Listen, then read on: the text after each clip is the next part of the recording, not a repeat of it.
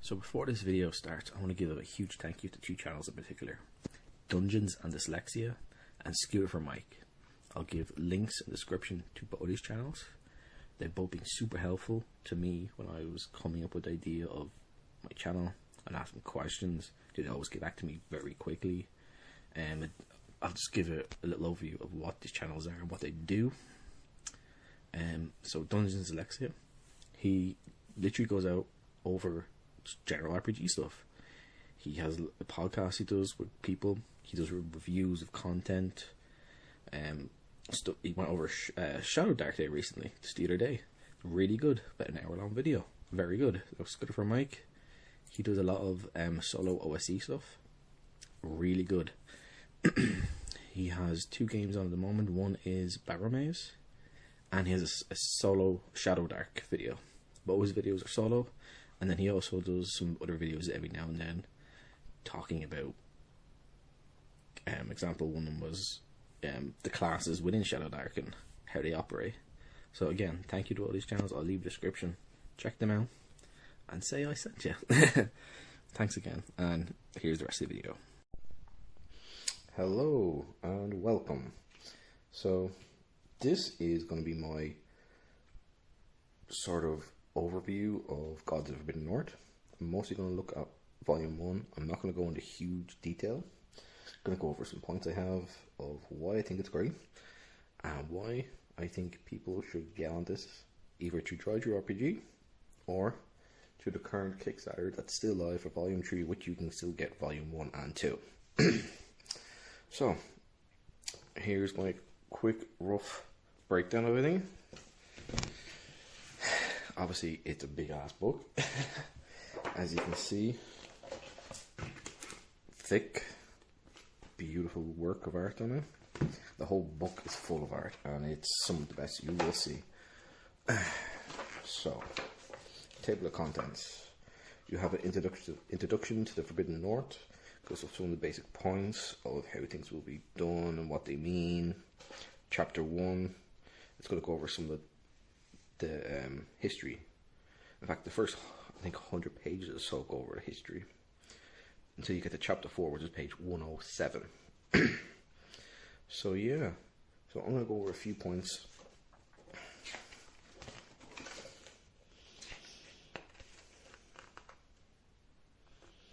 Like here, it tells you what you need to play.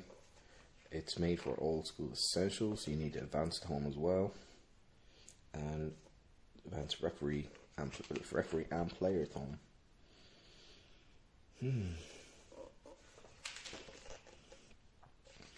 It gives you an example of some things here, new monsters, what they mean. Most OSR teachers have been playing for decades to keep things exciting and to instill fear into seasoned hearts. Nearly all encounters within this adventure have been including brand new monsters. So I believe over the 3 volumes there's about 300 or more brand new monsters. Some of them are going to be completely brand new or reskin twists on old classics, or different categories within old classics. Wonder Monster tables, they have Wonder Monster tables in this as well, and the Wonder Monster tables are going to be largely from bestiaries of old school essentials. I will be using this playing mostly solo and using the rules encyclopedia, which is BECME, which OSE is basic experts, so it covers that. There will be some monsters in the OSE which are not included in the rules encyclopedia, but they're very easy to find in other books, which I have, or you can just use your tablet or phone or computer. It talks about encounter frequency as well, with wandering monsters and other events. Because when the wandering monster tables, they're not just monsters. Some of them could include collapses of snow, avalanches, stuff like that.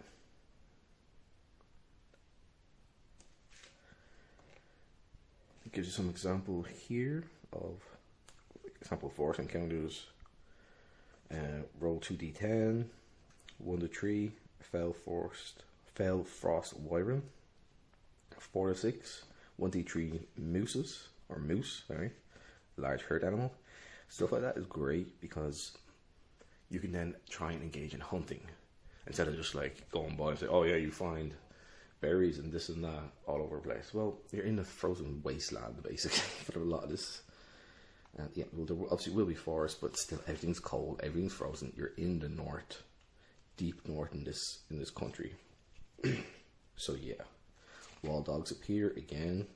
If you manage to beat them, or if you beat them, well, you got some extra meat. Maybe your DM, or if you're playing solo, you might have to roll for diseases. Maybe they're parasitic and you didn't cook it right. Now you have another thing to latch on for play. Then has Wandering Monster activity tables. So the first one, they're fighting on quartering. So maybe you have a bunch of wolves and they are just fighting over a corpse that they have. Some adventure.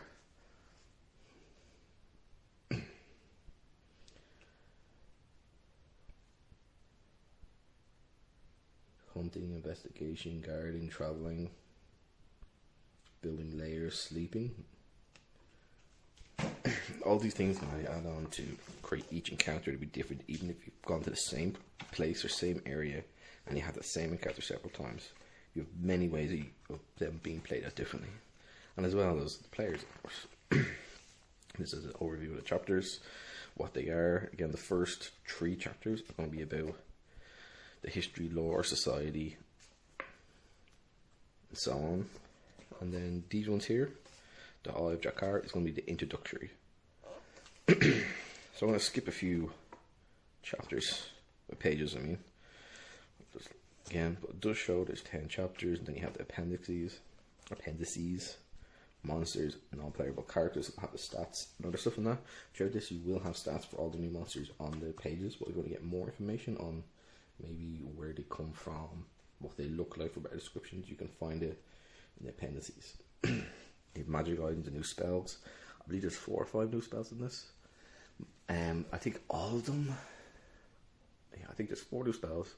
3 of them are more necromancy style. So they're going to be bad guy spells. So maybe you come across a corrupted wizard or sorcerer, and they're going to have some spells in there which they're going to be used as effects to then fuck you over. Or fuck your players over, depending on if you've got a big group or if you're like me, I'm all alone. So, yeah. And then there's one, I think it's called Ice Shard. The druidic spell. I think it's level 1, might be level 2. I might go back over that later, but yeah, I think you probably could, the GM could probably rule that they get that. I think there might be a scroll that will have that, and the druid can learn it. Referee rules as well. Just going to have it says like new challenges. It sort of has hazards and traps as well. How to implement them, what they do. So say if you come across a page, oh, there's a lava trap, and there is lava traps. I'm thinking it might be in the second book, but I think it talks about this in the first book. So let's say there's a lava trap somewhere and the ground falls through. There's a lava trap, and it shows you how to do that. Quests and discoveries, they're really good. So it's not just about killing monsters. So maybe you go into a tomb and there's inscriptions everywhere. If your players then choose to read or try to read, because this game has lots of languages for the different peoples and groups. So say if they're able to decipher some of them, again they get small XP boosts. And that's up to the GM how they're going to do that as well. They don't have to, but if they do, they might decide, oh well, this one player deciphered this, so then this one player gets this 50 XP. Or they might say, well, you're a group and we're going to divide things up evenly just to make things a little fairer for everyone, since everyone's going to have different rates of growth, because XP levels are going to be different based on class. And some are going to be bigger chunks of XP. Like you can get 250 XP on some of these, and there's a bit more to those ones. Like some of them will be like clearing areas of creatures or monsters, for example. Glossary of names, places, and descriptions for them. which is always, again, something that's really good and useful. And one thing the author talks about, Rob Alderman, he's bloody brilliant. I love him. Again, I think this might be one of the greatest things ever created for any RPG. Styles of play. So this is designed as an open world sandbox. And of course, if you don't want to play like that, you don't need to. And he says, well, there's an adventure pad. So say if you go through the first quest, the introductory, your GM sets you in, maybe throws in one or two on their own mini quests just to get players settled into how things go, because the first little bit is going to be a bit railroady until you kind of get outside the city. Just so can introduce you to things a bit, and yeah, well, it's up to the GM as well. But if you're doing it by the book, it's kind of a bit like that. But I would throw in maybe one or two small side quests that take 30, 40 minutes to do. Maybe find someone who needs help or whatever, something simple. Or when you get outside the city, you come across a statue in one of the hexes. You could say, well, just describe the statue. Well, you could use that as an opportunity to add in maybe some NPCs that the player might come across, and maybe an rival adventuring party. Well, maybe they're not a rival adventuring party, maybe they're useful allies you could then maybe recruit later on as retainers, or henchmen. So there's lots of ways you can do pretty much anything within this and within the game system itself. But the adventure path system is, like it says here, plays like a TV show, and each game session can be a new element from the book. So say if you're going to one of the chapters, and I think it's chapter 6, Morak's Tomb. Okay, cool. That's going to probably take a few games to get through. It's actually quite big. There's a lot to go through. So say if you're in there for a few games, and you're only able to meet once a month, or maybe once every 3 weeks if you're a couple of people. Because, you're busy, you have lives, you might have kids, you might have college, or whatever the case might be. Or you live far away from each other and you can only meet up for so long. So let's say you clear that, and then you want to go to another area. And it might have an indication, the game gives you indications where you go, maybe go here, maybe go over this direction. Well, this way the adventure pack is going to lay out, well, you probably go this way first. Again, you don't have to, but if you do an adventure pack play, it's probably going to be the best way to go, to keep things a bit more simpler for the players, because you're going to get information when you leave the starting area pretty quickly. It's going to give you can go this way or that way, and then, or go out on your own. It does lead you a little bit, only in the sense it gives you a general direction you could follow, which is going to lead to the first story beats for the overarching tale that is this absolute monster. Remember, again, these 3 volumes together, it's going to be 1,500 pages. But yeah. I'm going to skip ahead a little bit. Like this part goes over history, and it goes back far. There's actually one chart I want to show, which I think is great, and I've seen 1 or 2 people complain about it online. I'm like, why would you complain about it? So the history of this basically goes up the universe, more or less. It calls the End Worm. Valnud rips open the cosmic wound and enters the universe, ravenously feeding. So the cosmic worm is basically this evil god, well, to the players and everything in the universe is going to seem like a god at the very least. It's so big, so powerful, and again, it's not of this universe. It's from another plane of existence. That within the story, within the lore, it explains that it comes from a parallel universe where there is little to no food anymore, and it's angry about how there's so much energy in this universe, and its own universe is basically collapsed early on in its creation. So it's glad it's in this universe. It's able to eat everything, destroy everything, but it's angry that its own universe is being basically wiped out. And I'm sure it played a big role in that. So this goes back to minus negative 4,000, so 4,000 years ago. And I've seen people saying, why would you want to have a game system that goes back 30, 40,000 years? It's like, well, it's backstory. This is like lore, this instead of religions and stuff that's within the game. And then things go back, 8,000 years, 238 years, then it ends around 2 years ago from the game takes place. The adventure path starts. Again, it goes over, some of it goes over the cause of wounding. That's kind of what I was talking at the beginning there. So, this is a timeline. If you don't go over a huge amounts of history, which I think you should go through anyway, because it's super interesting and so well written. Paul Alderman, Rob, how do I say Paul? Rob Alderman, he is a writer, an author. And it shows everything is written really well.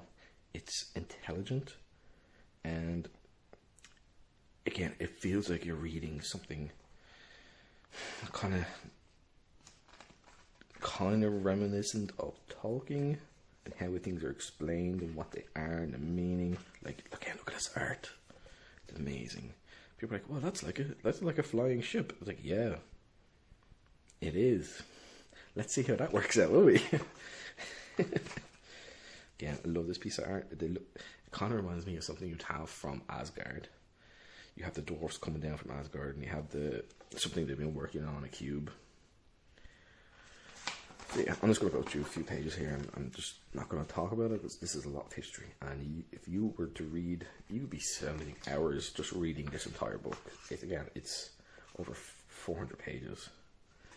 I'm going to skip forward a few. It talks with some of the cultures here, but it's going to go into more now in a second. So, subarctic society. I think sub-Saharan. Very much the opposite. See, this is the language table. Sorry, language table. It's different from core games you're going to have. So I would tell your players to maybe take from this instead, and it's going to tell you some things like forgotten tongues, which language are not going to be spoken or in very isolated pockets. And I would only have someone do this, for example, if you want to say one of the players is from this region, and I would only do that if you knew one of the players knew basically the history of this, because then every other player were like, oh, what's this mean? What's this? Who's that? Where are we going to go? How do we get here? So, yeah, maybe don't have to do that. I talked to some monster languages as well. Who has them, as you can see. Dun, dun, dun. Half-orc. They speak fetch and human tongue. Dragon, Drakon, demon. I'm not sure how to say that. Gethuman. Some of these words are really well done because they're in sort of like an in-game language, and you kind of have to wing it. As long as you sound confident to your player, excuse me, as long as you sound confident to your player, everything's gonna be fine. You could be saying it wrong. Like how many people I get rapper off them. Everyone has said that wrong for years. I probably said it wrong there, but yeah.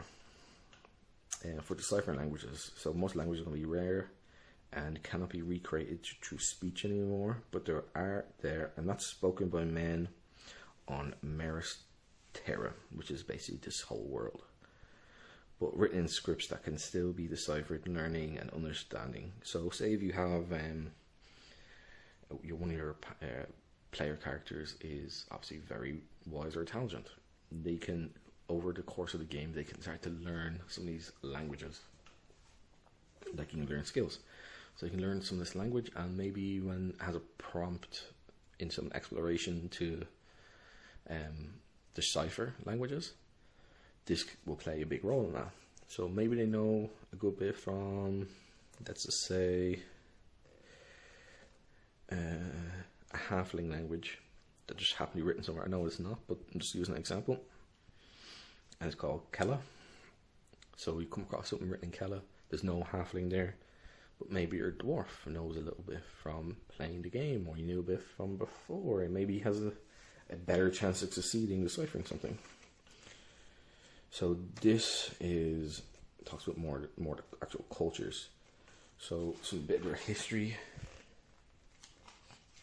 cultural values, how they do things, what things mean to them, and also talks about a bit of, I think it's religion, religious beliefs, the language that they speak.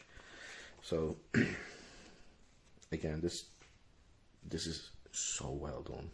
I cannot get over how well done everything in this book is. Like, it's, when I'm thinking about it now, it's kind of overwhelming just going through it. I mean this in the best possible sense. Like, this culture here, they're kind of like Inuit-like, from what I remember going over this. Because there's a couple cultures in this. Yeah, they're the Inuit ones. And Haitians. These are basically the main superpower in the world, or they were. The emperor's kind of the empire has pretty much collapsed at this stage. So these guys are essentially the Roman Empire. Yes, we love the Roman Empire because we're men, or most of us are men anyway, who play RPGs. Yeah, so again, I would get people to, if you're a DM, at least read and understand this. The history of everything. It's gonna be, you just maybe read it once or twice, get a rough idea of what you things mean in your head. If you want, write it down on the side. Like Haitians, Roman-like, a little bit of points on how they do things. Again, we have stuff on like the religious beliefs of every major culture here. See, religious beliefs, cultural values. Cultural values, I'll just read one or two here. Duty and honor to their family, neighbour, and importantly, the empire. Terrible donations are given, as seen as a daily reminder of one's duty to others. Law-breaking criminals are abominations to order. While accused have the right to a fair trial, those convicted of wrongdoing receive little mercy. And again, these are all general points, and you as a DM can decide how extreme you want to go with this. You can say, oh, they're just in jail. Well, maybe they're going to be used for labor, hard labor in the north. Maybe they're going to be inducted in some sort of conscript army. After all, this is a collapsed empire. The Haitians have pretty much survived very well in the north, while over the rest of the world, which Rob said he may one day, depending on how well his Kickstarter for Volume 3 goes and how much money he makes, continue onwards. So maybe you learn a bit more about how the rest of the world goes. You know, so since this is a collapsed empire, they still need troops, you know? So, conscripts, here you go. Or they might be used for logging, mining, or maybe just execution, depending on how bad their crimes were, or how restricted they are with food at this current state. Because that's another thing you take into consideration. You're in the north, it's mostly frozen. Even when you go into the forest, you're still in the north. It's still cold all the time. And they have great weather patterns in this, by the way. How they do weather, I'll show you that now in a little bit. Here's going to talk about some gods. Again, this is all history. Like core tenets of the faith. Oh, you can just so much here. Again, you see lots of little bits of artwork, and some artwork will take up like half a page, or like maybe a fifth of a page, or like in this case, a tiny little corner, and it's stunning. All of it is brilliant, beautiful. See what I mean? This is one of the cultures. Very, I think it's kind of funny. He's like, I got my itchy. Let me use my hook. Yeah. There's again more excellent artwork. It talks about some wonder faiths, cultures, and general history. These are definitely the bad guys, because you can tell they all have skull masks on, and it looks like he's after being stabbed or quitting himself. Totally not a nefarious or evil thing to do, and nothing to do with any evil cult or blood magic of any kind whatsoever. These guys, they look awesome. They feel like very South American-y, maybe like a mix of South American Aztec type cultures and North American Indian. They look cool. More excellent art. Again, so much history. I don't want to go over everything because, again, you would be here for a long time. So let's skip forward quite a lot of pages to, I think, this is actually past. Actually, no, I'm going to go back. Chapter 4, The Eye of Jakar.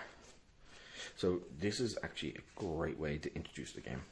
So most games are like, oh, how'd you meet? How'd you get here? And you spend like the first game, you know, trying to figure out your connections to each other. In this, it's basically, of course you can do that, or you can say you all met on the ship, and then when you create your character, this shows you how to do it. It tells you what to do, and you get a wake-up call, ready to start, to get on your way, and you have to go through basically a whole process. Like we're here, it has medical clearance, so they're going to do go over who you are, make sure like you're not like having any parasites and sicknesses that could, you know, maybe wipe out half the city that you're about to enter, which is quite big because you're diseased. Imperial paperwork. This is a great way to get people in. Maybe they met on the ship. Maybe they came here to get it. How I would do this is, I would say, you're coming here from another part of the world. Everything's gone to chaos since the Empire has collapsed. And then you're looking for safety, security. But you also know there's adventure to be had. Some gold. Maybe your parties come together from an adventuring group you all signed up to be part of. And that's actually a very good way. That's the way I'm thinking of doing it. Have my party, instead of we'll be playing solo, have the party come together as an adventuring group that's signed up together. So since say one or two of dies, maybe I'll have one of the buildings within this city be sort of like a recruitment place or one of the offices for one of these adventuring companies, basically. And you come in, oh, we need a new adventure. So and so died, blah blah blah. You know, you can just wing it. And you can say the same thing, but if you have 7 players, you know, you will absolutely have deaths in this. It's not handholdy. It's not balanced. It shouldn't be balanced. RPG games were never designed to be balanced. You go back to like the AD&D days. You roll them on a monster. Oh, cool. There's like 46 wolves. Oh, great. We're a party of 5 level 1s, and we just came across 8 wolves. Half our party's dead, the other half is injured, while we run away as they eat the bodies of our buddies. Yeah, so balance, I think, yeah, I don't really like it. Yeah, this is going to be this is the part where it's going to be a bit railroady at the beginning, which is fine, and I think it's a good way to set up people in, especially new players who've never played anything before.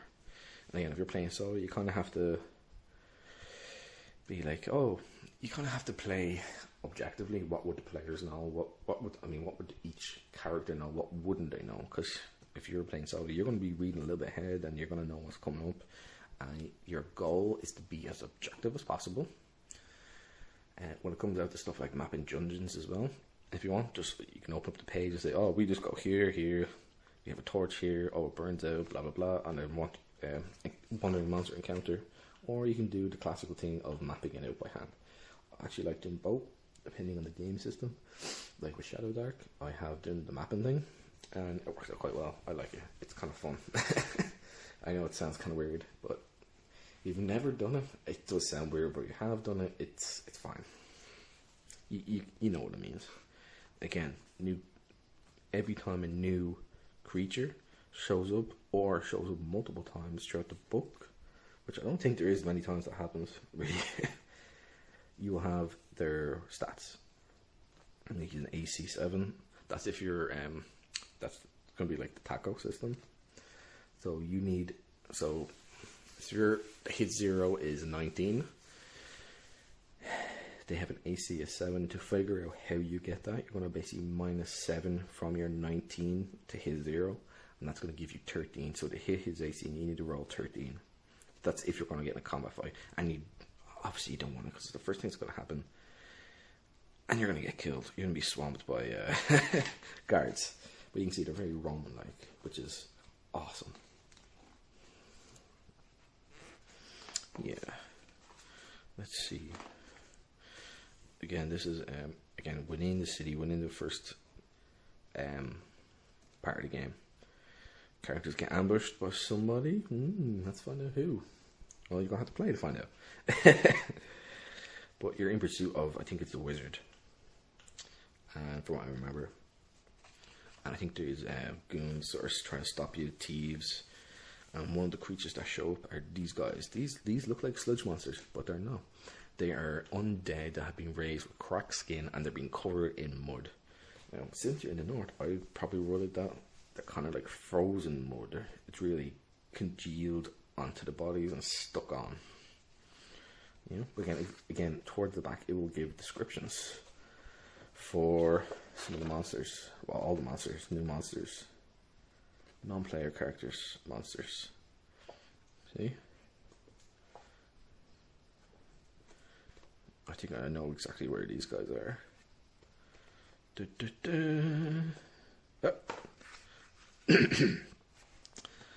So these guys here are lone gaunts. So they're withered animated corpse husks pulled from the ground. Its cracked dry skin is caked in a thick layer of mud, clay or soil or whatever earthen sediments. It was summoned from ore buried in. The gaunt's eyes glow in a sinister yellow light, and it talks about diseases they can have and how they can afflict them. It talks about just the environment of where they just come out of as well, which is excellent. So where they just come out of, it's now muddy ground. So say one of the characters steps in that, well, guess what? They're going to be stuck. They're going to be slowed.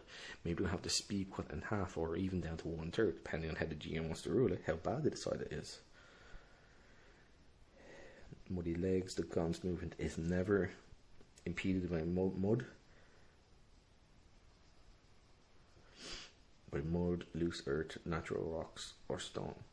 So, and it still must climb obstructions. So I'd say, if you were rolling this anywhere, the ground is all muddy, mushy, maybe the sleet and snow, and then you're falling all over the place, your character having a hard time of standing up, these guys just go right through it, no problem gliding around.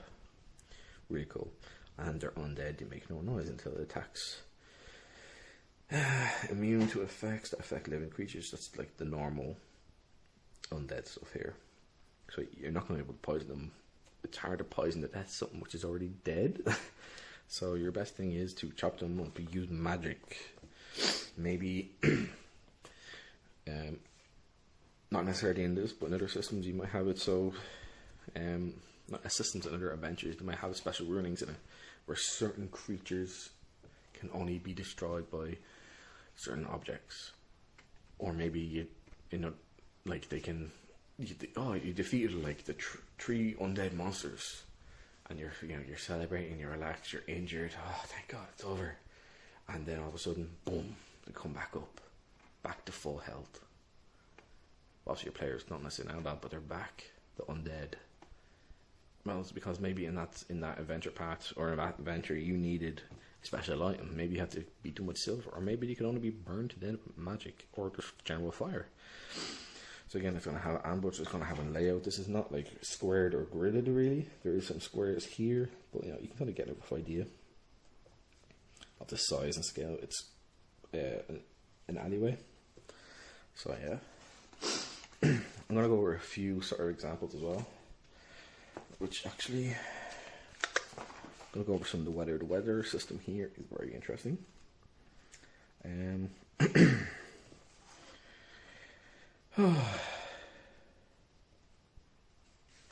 Light and weather. The weather here, it's sunshine 20 hours per day during the periods of dusk and dawn. The sun is not yet visible, but the light fills the sky with brilliant colours.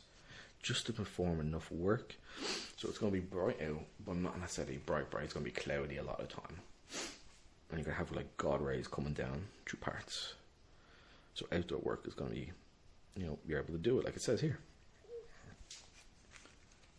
Other life phenomenon, it gives a list of different things. Again, this is all stuff that can be implemented by the GM. Say if you're playing in the middle of winter, maybe these days, maybe it's colder. So when it comes on to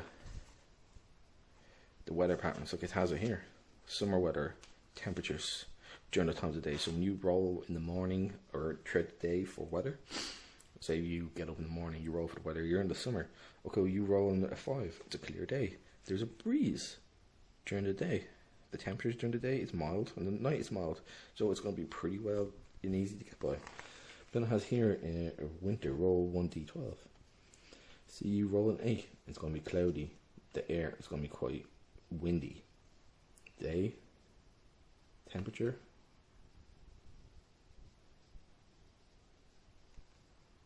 Oh, it varies, so it's going to be a bit all over the place. So it might be go from like, oh, it's -10 to 5 degrees. But at night, it's severely cold. So you need to wrap up, you need to hunker down, you need to be inside somewhere where it's going to be, the wind's not going to hit you, the snow, the rain. I love this sort of stuff. And it gives you like examples. So each hex is 6 miles. I think that's the best way to go about any hex map, 6 miles. Because if you get like, I see some hexes in games are like, they're 24 hexes wide, you're like, Jesus Christ. So that's a bit much, because like, the way I always look at hexes, I think of as, oh, it's not just 6 miles across, but 6 miles down. That's a huge area. It's massive.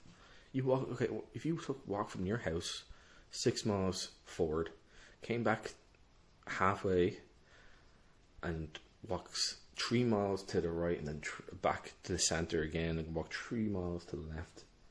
How many houses are you going to see? How many buildings? How many trees? How many people? It's huge. I mean, how many, in a game like this, how many ruined buildings are you going to see? You might come across a church. And some of the stuff is going to be like, obviously, pretty much everything is charted in this game. It's bloody insane. Every hex, you're going to see the map now shortly. There's a play map again. Oh, where am I going? Oh, excuse me. It gives some examples for when players lose direction. There's a 2 and 6. So if you roll a 1 or 2 on a dice, your players are now lost. Then you go to like your core book, and it tells you how to do losing direction. So then you're trying to get, say you're going from, I'm just going to say a random hex, so hex 10-5, and you're trying to get to hex 10-8. But then halfway across you get lost, and then you go up to 11-12. Now you're off, but you're not even sure where they are, and you try and find back where they are. Foraging, 1 in 6 chance. You roll a 1, you're going to find 1d3 rations. So what does that mean? Maybe you find berries and nuts that are frozen into the wasteland, or roots from edible plants and trees. Hunting, 2d6 again. So on a 1 or 2, 1d6 chance of finding it, but you get 2d6 rations. So you roll 2d6, you get a 4 in total. That's enough for 4 players for 1 day.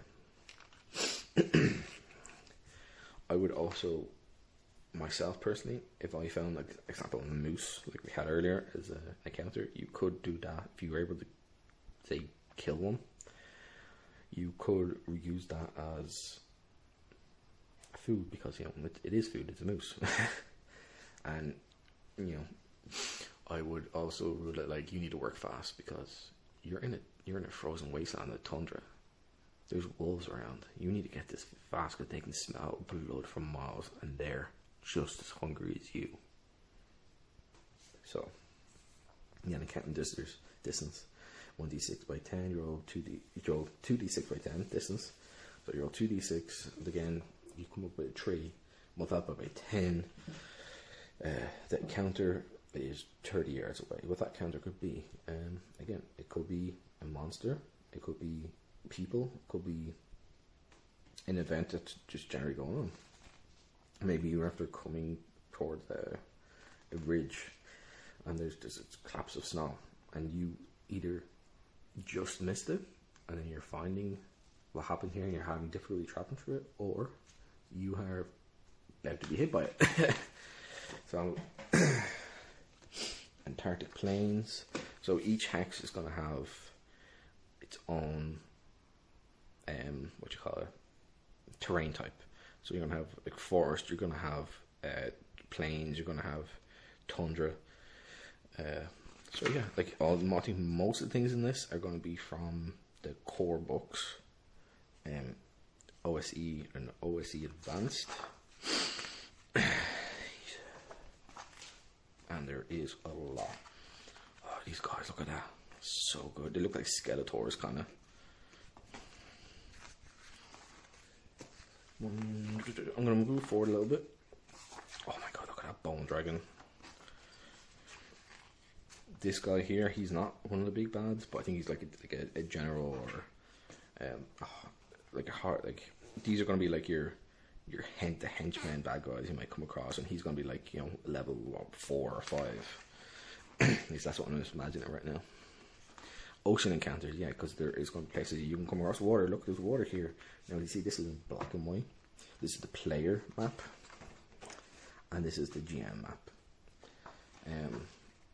When you get this, you can also get PDF, and I would suggest getting the PDF and printing it off for both the player and the GM. Because it is coloured and it does look better, and it's just a lot easier to read because you can make it bigger on a bigger piece of paper if you want. Also, since it's coloured, so this is black and white, some of the black goes into some of the lines here and there. So when I give you, just get the coloured one, it's going to take 10 seconds to print off, so that's not a big deal at all. And it's a huge map. And this is the overland. Like in book 2, it's its whole new world. It's the underworld underneath this. I won't be covering book 2. I probably won't be covering that for a good while because I want to play this solo, and I'm probably going to play this on stream. Record it. Yeah, so this is huge. Each one of these hexes is 6 miles. So from the edge here to the top, that's 6 miles. From the side to the side, that's 6 miles. It's freaking huge. And again, this is one of the gods of the north. I think this is one of the demon gods, I think they're called. Yeah, it's basically an Attack on Titan. Titan from Attack on Titan. Jesus, I'm all over the place. Titan from Attack on Titan, and this is like you. You're like this big toe, and if you're halfling, you're like his little toe. So it's huge. Yeah, I don't want to die. And these are like the keys for the maps. So 105. Now 105 is actually pretty high up. When we start the game, we are all the way down here. Can you see that? Oh yeah, we're down here. And 105 is up here, so it's the other side. I'm actually going to go over 1 or 2 simple examples. It's going to be an early on example as well, if your players choose to go there as well. Here we go. Or the Ruined Cottage. I think this is really well done. And I'm just going to read a little bit. Deep in the wooded hills, on the high ridge, lies an abandoned, dilapidated cottage, overlooking the tops of the forest. The large pigsty is a stain with untrodden mud. I need to read that again. I'm going to read this here. It's just the Ruined Cottage. Deep in the wooded hills, on the high ridge, lies an abandoned, dilapidated cottage, overlooking the tops of the forest. The large pigsty is a stain with untrodden mud, and the cottage door creaks and opens shuts from the wind as the party approaches. Unsettling wind. So this is going to be a condition. It's going to describe what's going on, and it has a description for interiors as well. As soon as the party arrives, a cold wind gusts, unsettling their horses, if they have any. The mounts flee in panic for one turn and refuse to draw near the cottage. So say if they have horses or donkeys, maybe they have donkeys, they're mules, and they have some equipment on them. Oh shit, they run away. What are you going to do? You going to go after them? Okay, cool. Then you get a random encounter, maybe. It's up to the GM. Maybe they come back easy, but they don't approach the cottage. And then what are you going to do? Maybe one of the players or two of the players might have to stay outside so they don't run off. Because you don't have retainers yet. I don't know, do you? Maybe you do. So these are all little things that we played with to make a relatively simple description and encounter mean more. And this is going to draw out the game and make things more interesting and unsettling. The interior is going to describe the rotten planks covered in dust, dry leaves, moan when stepped on. It's like, a rash of fungal overgrowth creeps up on the living room furniture. There is a rusty hand axe against the foyer wall and holes in the kitchen, all throughout the roof. An unburned log still rests in the fireplace. The cottage has 3 main rooms: a living room, attached kitchen, a bedroom, and an old amour. A small storage in the southeast corner of the main living room is a locked cellar door.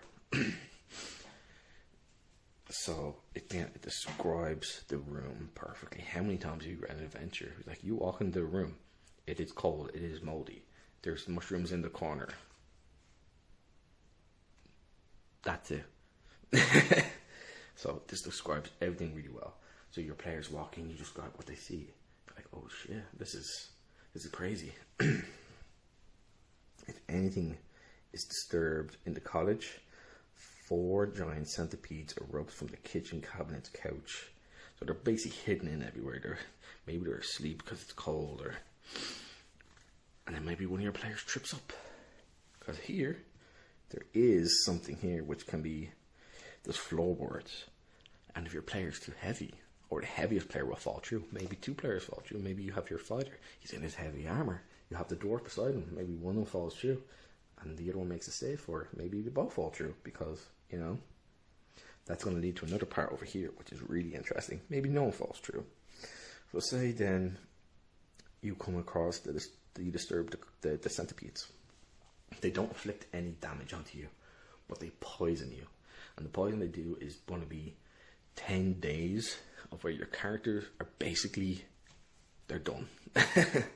They don't lose any health, but physically they're crippled basically. I think they move at either half or 2/3 speed. Now this encounter takes place, I think it's 3 or 4 hexes away from the main city. So that's a long time. Say if they're moving at half speed or even 2/3 speed and they're trying to get back, they're not able to fight. They're really in a bad way. They're being poisoned. They're moving slowly. They don't have the energy to get the energy to fight. Sorry. So how are they going to go about this? Just that little bit. There's lots of ways to play off everything. Like, this is like less than half of the book. Like, it's split in half, and it's like a few paragraphs, and you've already able to use this to create more drama than you're going to get in most adventures. Or this is not just an adventure. This is a setting. The amount of history you get, it's adventures. It's just my mind is almost boggled by it. But yeah, like this little bit, you're going to get a lot of gameplay just from this, and this is before anything really major, interesting happens in this part, because there is interesting part. So let's say you want to, like I was saying, you have get a cellar door. One of the players, or maybe 2 of the players, fall through. to the bottom? Well, guess what? There's a homicidal gaunt there. He was from a time from when there was a serial killer. He would take people back to his college. It's all written here. He takes back to their college, and he would torture them for days. And yeah, he was a very, very bad guy. So then the Hadians were able to catch him. They burned him alive, but now his soul is basically attached to the place where he tortured his victims. He cannot leave the cellar. So maybe if none of your characters fell through, and after fighting, they disturbed the centipedes, after fighting, they all survive because they don't do any damage, but they're sick. So it does say the poison does 10 days where your character's basically done. I would rule 1d10, roll it. Maybe someone's going to be better next day. Then you have, say, your party of 7. 5 of them got poison. Now 3 of them are okay. They're able to go foraging. They're able to go hunting. They're then able to collect wood, then put in the fireplace to keep the others, basically surviving, and they're able to heal. And then no one follows through to the bottom because they rolled, and then you've been rolling for it to happen, and it didn't happen. You know. So yeah, so the homicidal gaunt, Cash Malacarda, that's what I'm going to call it. Cash Malacarda. He was the serial killer. He can possess bodies. He cannot leave this room until he can possess a body. So that's something to be careful of, you know. He manifested terror. Victims seeing the hunt for the first time must save versus paralyze, or age 2d6 years and flee for 1d6 turns. 2 and 6 chance on a roll of 1 or 6 of dropping held items. A cleric or a paladin of 10th level or higher saves a +4. Like, this is not an early game encounter at all. He has 10 hit dice, 75 health. Oh, sorry, 45 health.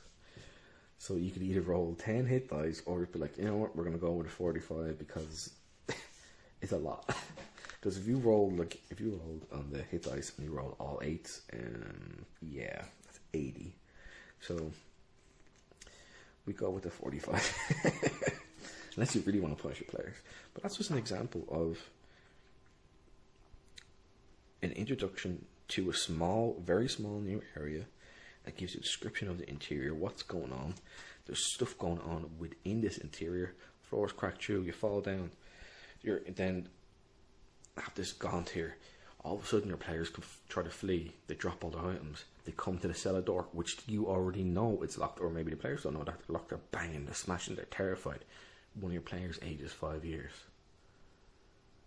That's, you know, yeah. There's a lot of story in this tiny, tiny area. I'm going to skip forward a little bit again.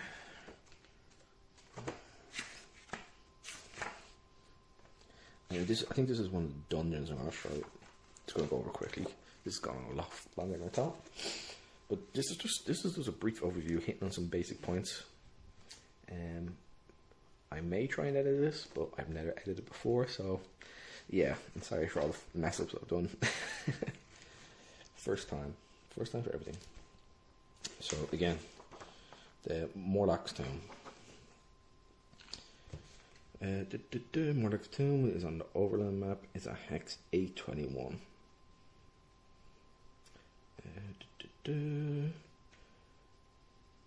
Entering the tomb. 125. Is that feet or inch? I'm gonna say it's feet. Twisting reddish spine stone rises from the ocean. Yeah, 125 feet from ocean, marking the tomb's location. It is visible from atop the cliff. The dungeon's main standing area, Area 1, lies 60 feet down to the cliff on the other edge of a sharp overhang. Again, super cool art. And this is the dungeon. And it is big, as you can see. It's pretty big. Lots of rooms. I think, what's there, 15, 16 rooms in this? And it talks to you how you get in here. I'm just going to go this quickly again, because like, there's so much content in here. This is going to, you're not going to clear this in one go, more than likely. Like, you're going to be coming back. Maybe camp out somewhere, but then you have to deal with wandering monsters within this as well. So, like, again, this is still going on that same tune. This is not small. This is a big area. So you get 16 areas. Then you come to the conclusion. Like, this is from page 247 to 5258. And there is a lot. It's jam-packed with information, jam-packed with actions, things going on, dangers. You have slippery ice, what that can do. Slippery ice, the passage is coated with slippery ice roughly 20 feet down both tunnels where they merge together. It continues along the winding tunnels north and northeast into the area.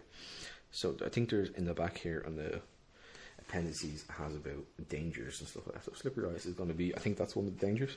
So maybe your party slips, they go flying down and they get divided off into 2 tunnels and they come back into 1.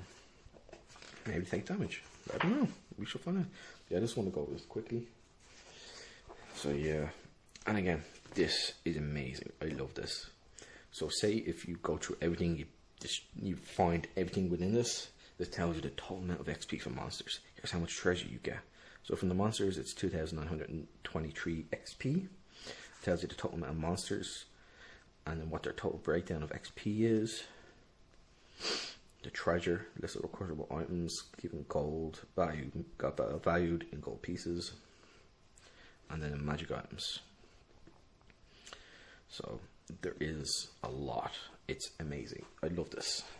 Again, if you were just to sit here and read everything all the way through, you'd be here for hours and hours just reading and reading and reading, because it's very well detailed. Appendices and non-player of monsters and non-players. We looked over some of this earlier. Barrow creeper, a white fuzzed dark green weed that thrives in barrows and other dank holes. Its tendrils sprout thin, wavery orange stalks. On close inspection, it is apparent that the white fuzzy hair coating the creeper's exterior are really tiny, riveting polyps. While these white feeders puncture the passing victim's skin, or latch on the skin and bleeding dry. So basically, it's a vampire plant, and it gives you blood drains and wraps the victim, drains your blood for 1d6 damage per round. It also injects the victim with a poison that removes the prey's resistance and will to resist for 2d4 rounds, and then you're gonna have to do a poison save against that. Like, stuff like that. It's so much throughout this whole thing. And these are just new monsters in this one volume. Volume 2 and Volume 3 are gonna have their own as well. You have Draugrs, Deathwife. What the hell is a Deathwife? That's a lot to it. You know, they're just it's almost mind-blowing. Drowned Dead, Frost Wyvern, Frozen Dead, Giant Beaver, Entropy Zombie. Again, this just goes on and on and on.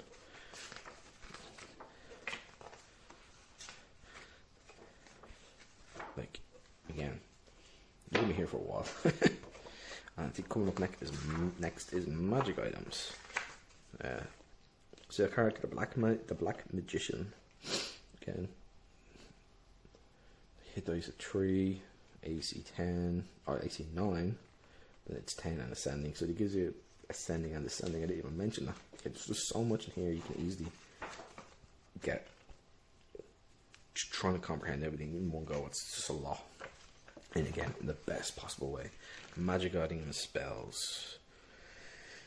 Again, this is stuff you can find that's new. Bonehilt Sword.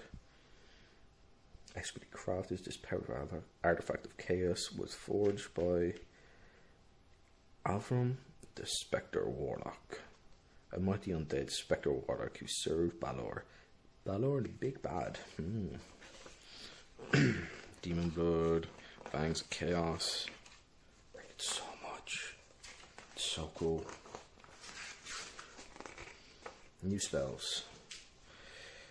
Expert of the Endworm.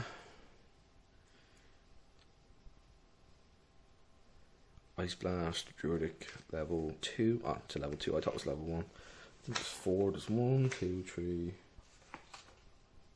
Oh, there's 5. I had to reverse this one, so that's 1. That's 2. Parasitic Salt, and I had to reverse it. So, 1, 2, 3, 4. That's 5. You probably say there's 7 actual spells in this, really. A referee rules. Collapsing ice, crushing ice shelf.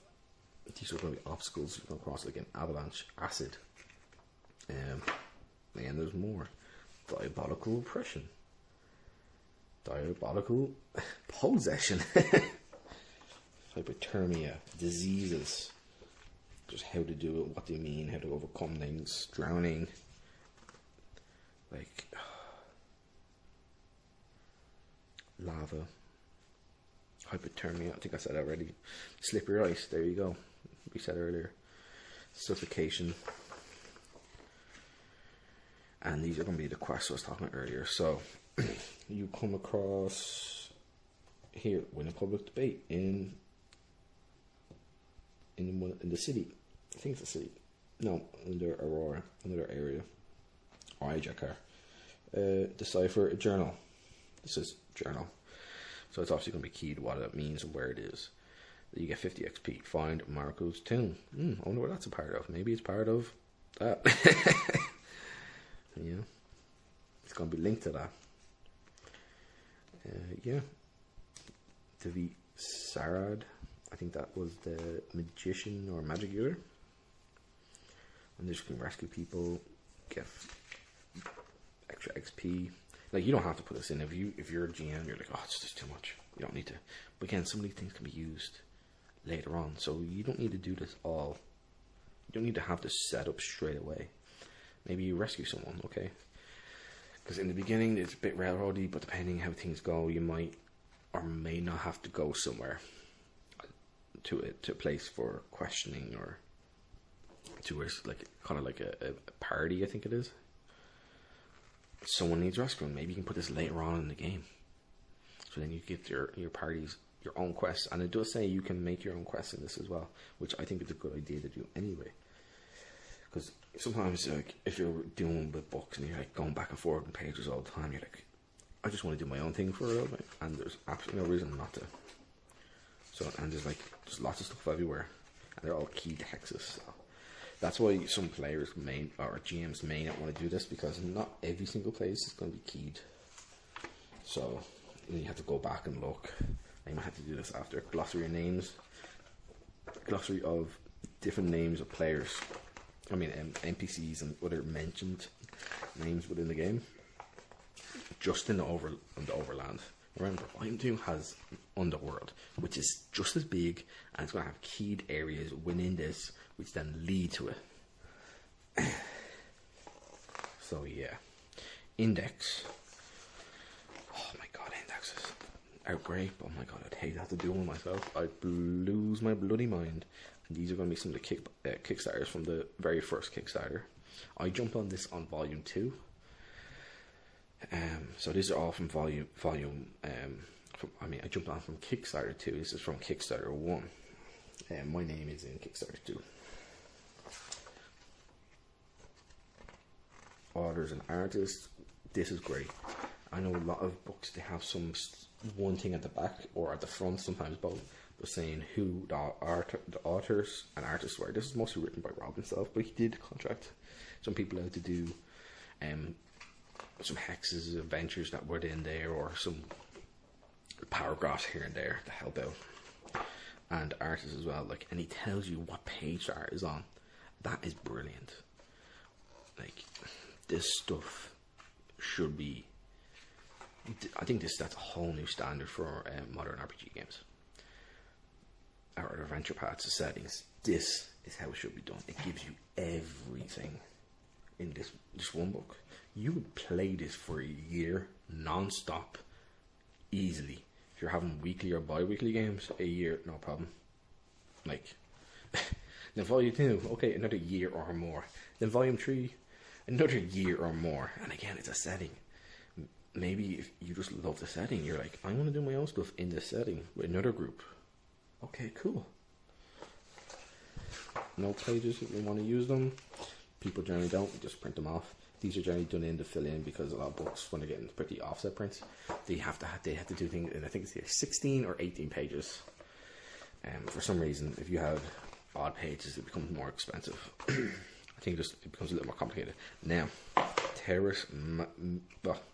Magnus Terra. This is the world. I don't know if you can see it. I might bring this up a bit. This is the world where this game takes place. Like, that little spot right there. So you got on the camera.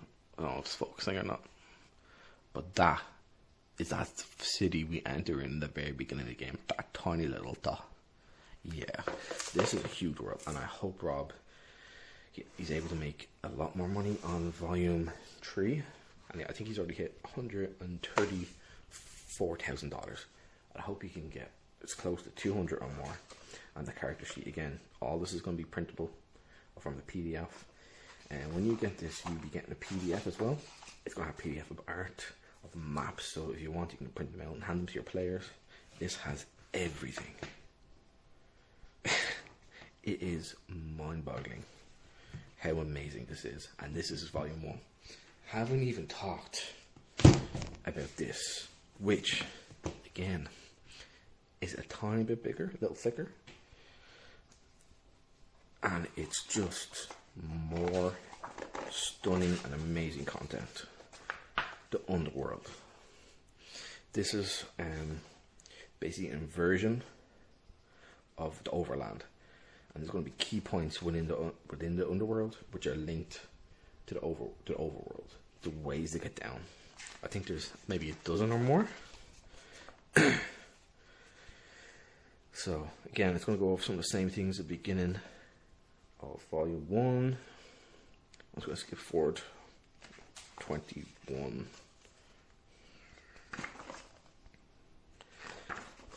And boom. It starts off pretty much straight away about getting into things.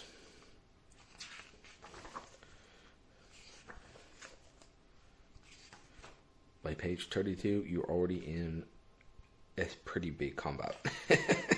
So, volume 1 has basically all the history, all the things you basically really need to know about the history of the world. Volume 2, all Underworld, pretty much. So, that's my first video I've ever done. I may have to edit it down a bit. I've never edited, so maybe I won't. But yeah, so I want to thank you all for watching. I hope you all jump on this and have a good time. So I'm gonna do more videos, I think, and maybe I'll go over this. I have some Shadow Deck stuff I want to go over. I have tons of books, and I'm gonna do breakdowns or reviews of stuff from Black Lodge Games guys. Brilliant. They're so funny as well. I love watching them. They have their sucked oyster. It is not a campaign book. It's not a setting. It is a GM toolbox. Brilliant. I love it. I have Chubby Funster stuff. Shadow Sun. Brilliant. It's like his Shadow Dark translation, basically, and how to run it.